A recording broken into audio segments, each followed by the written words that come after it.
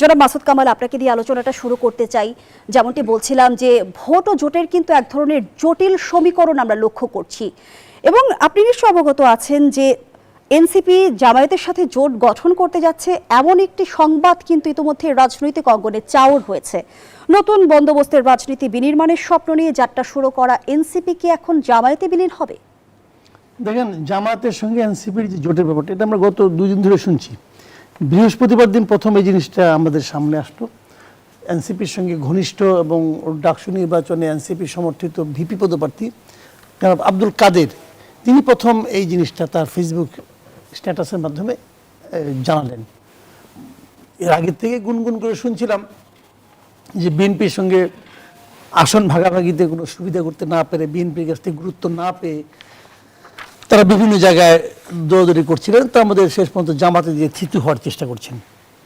এবং এমনও শোনা কথা যে এই প্রতিটা প্রার্থীর জন্য তারা কতগুলি কী পরিমাণ অর্থ পাবেন জামাতের কাছ থেকে, এবং কয়টা আসন তারা চান, 30টা কি 50টা, এটা নিয়ে বার্গেন এগুলি শুনেছি। বাট এটার কোনোটাই কিন্তু মানে আপনার চূড়ান্ত নয়। জামাত এবং বিএনপি কেউ কিন্তু স্বীকার করেনি, এই জামাত কিংবা এনসিপি তারা কেউ কিন্তু স্বীকার করেনি যে আসলে তারা মানে নির্বাচনী জোট করছে কি করছে না। এখন যেহেতু করছে কি করছে না, যেহেতু নিশ্চিত নয়, সেহেতু বিলীন হবে কি হবে না সেটাও তো বলা যাবে না। এনসিপির রাজনৈতিক ভবিষ্যৎ কি হবে সেটাও বলা যাবে না। ইতিমধ্যে কিন্তু এনসিপি থেকে পদত্যাগ করেছে তাসনিম জারা, এবং আসন্ন ত্রয়োদশ জাতীয় সংসদ নির্বাচনে স্বতন্ত্র হয়ে লড়াইয়ের ঘোষণা দিয়েছেন তিনি। হ্যাঁ, ঠিক আছে, এটা উনি করবেন, এটা স্বাভাবিক, ওই সব বিষয়ে আমি যাচ্ছি। তো এখন তাসনিম জারা পদত্যাগটা কিন্তু আমাদের ওই আশঙ্কাটাকে অথবা ওই চিন্তাটাকে একটু ভিত্তি দিয়েছে যে তাহলে বোধহয় এই ধরনের কিছু একটা হচ্ছে। আরও 2 জায়গায় এরকম পদত্যাগের ঘটনা আমরা শুনেছি।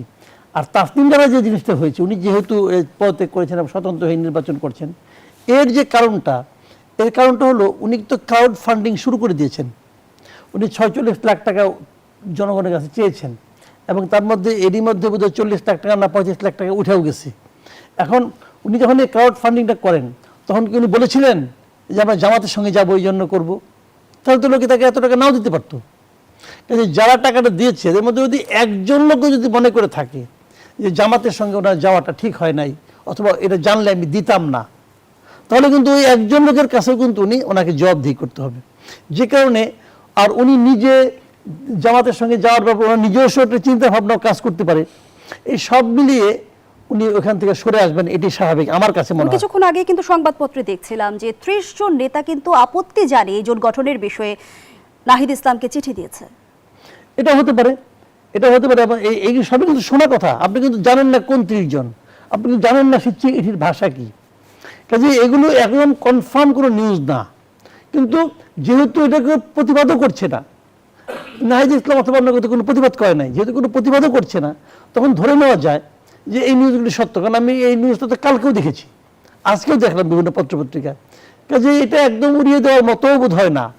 কিন্তু যদি এটা করে, মানে মূল পয়েন্টে আসি, আমি এই যদি দিয়ে শুরু করলাম, যে যদি তারা এই ধরনের কোনো আপনার নির্বাচনী জোটে যায়, নির্বাচনী জোট অথবা মনে করেন আপনার আদর্শিক জোটেও যদি তারা যায়, সেটা আমি মনে করি এনসিপির সম্পর্কে অনেক মানুষের, আমাকে সহ, আমি সহ এনসিপি সম্পর্কে অনেক মানুষের যে একটা ধারণা ছিল, সেই ধারণার ভিত্তিমূলে একটা বড় ধরনের আঘাত করবে। আমি এনসিপিকে একটা আধুনিক একটা যেরকম দল মনে, ইয়াং জেনারেশনে যেরকম দল মনে করেছিলাম, তার সঙ্গে জামাতের আদর্শিক ভিত্তিটা আসলে মেলে না। যে কারণে হয়তো অনেকে আহত হবেন, অনেকে দুঃখিত হবেন। কিন্তু এনসিপি তো মনে করেন যারা এখানে আছে তারা তো লেখাপড়া জানা ছেলেমেয়েরা এখানে আছেন, ওনারা তো নিজেরা নিজেদের বুঝবেন। ওনারা হয়তো ভেবে দেখেছেন যে কী করবেন না করবেন। কিন্তু আমার কাছে মানে আমি এনসিপিকে একটা নতুন ধরনের দল মনে করেছিলাম শুরুর দিক থেকে। সেটা এনসিপি যদি এইবার এই কাজটা না করে এই ইমিডিয়েট শর্টকাট পথে ক্ষমতার অংশীদার হতে না চেয়ে তারা যদি দীর্ঘমেয়াদে রাজনীতিটা করতেন, ধরেন আপনি আরও 5 বছর পরে রাজনীতি, এখন আমরা রাজনীতিটা চালাবো, আমরা একটা নতুন ধারা রাজনীতি নিয়ে আসবো, যদি ওনারা এভাবে চিন্তা করতেন, আমার কাছে মনে হয় সেটা অধিকতর ভালো হতো। তারা কি ক্ষমতার রাজনীতির পথে অগ্রসর হচ্ছে? ক্ষমতার রাজনীতি না, ক্ষমতা পাওয়ার লোভের রাজনীতি বলেন। তারা ক্ষমতা পাবে না, জামাতের সঙ্গে গেলেও যে তারা খুব একটা অনেকগুলি আসন পেয়ে যাবে, এটা আমি মনে করি না ভাই, এটাও আমি মনে করি না। তারা খুবই কম সংখ্যক আসবে, 2-3টা পাইলে পাইতেও পারে, নাও পাইতে পারে। এটা আমি এই অনেক আগের থেকে বলতেছি, অনেক বছর আগের থেকে বলতেছি। এবার আরপিও সংশোধনী কি জোট গঠন কিংবা নির্বাচনের পুরো হিসেব নিকেশ বদলে দিল? বদলে দিয়েছে। আরপিও সংশোধন করার কারণে সবাইকে নিজ নিজ প্রতীক নিয়ে নির্বাচন করতে হচ্ছে। এটা অনেকের জন্য একদম মানে কি বলবো, একদম মানে ভয়ঙ্কর একটা বজ্রপাতের মতো হয়ে গেছে। তারা তো আগের মতো ভাবছিল যে রাশেদ খান মেনন, হাসান হক ইনু নৌকা মার্কা নিয়ে এমপি হয়ে গেছে, তারাও ওরকমভাবে এমপি হবে, কিন্তু সেটা তো ঝামেলা করে দিয়েছে। আমি বরং এই জিনিস, আমি কিন্তু নিজে ব্যক্তিগতভাবে মানে নিজের মার্কা নিয়ে নির্বাচন করার ব্যাপারটাতে আমি সমর্থন করি। এবং এটা হওয়াতে কি হয়েছে, এবার কেউ কেউ নিজের দলই বিলুপ্ত করে দিচ্ছে এই প্রতীকের জন্য। মানে এই লোকগুলির যে চারিত্রিক যে মানে আপনার দৃঢ়তা, সেটা যে কত নমনীয় হতে পারে, চারিত্রিক দৃঢ়তাটা কত নমনীয়, মানে জিলি মাছের মতো আর কি ভাই। এদের ওই চরিত্রের কোনো বৈশিষ্ট্য আছে বলে আমার কাছে মনে হয় না। মানে তাদের দলীয় আদর্শটা তো সব বাদ, কি এমপি হবো, আমি এমপি হবো, মানে এমপি হওয়াটা তার জীবনের লক্ষ্য। গণতন্ত্রের দল বিলুপ্তির প্রভাব কতটা পড়ে সেই প্রশ্ন আমি আপনার কাছে রেখে যেতে চাই। এ পর্যায়ে ধন্যবাদ জানাচ্ছি জনাব মাসুদ কামাল।